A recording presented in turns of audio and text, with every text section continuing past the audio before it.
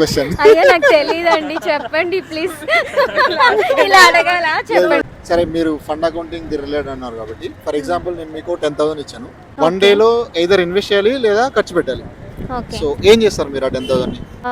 నాకే అవసరం లేకపోతే ఖచ్చితంగా ఇన్వెస్ట్ చేసుకుంటాను. ఎక్కడ ఇన్వెస్ట్ చేస్తారు? Mutual funds. 10,000కి అయితే మ్యూచువల్ ఫండ్సే చేయాలి. డెఫినెట్లీ. Okay, same question. అదే 10,000 ఉంది కానీ ఈసారి రెండే ఆప్షన్స్ ఉన్నాయి. ఏంటవి? Either you can buy gold or మీ ఫ్రెండ్ స్టార్ట్అప్ ఉంది, ఆ స్టార్ట్అప్లో ఇన్వెస్ట్ చేయాలి. So which one you choose? స్టార్ట్అప్లో ఇన్వెస్ట్ చేస్తాను. Startup. Nice. So next question వచ్చేసి, ఇన్కమ్ ట్యాక్స్ రిటర్న్ ఫైల్ చేస్తారు కదా ఎవ్రీ ఇయర్.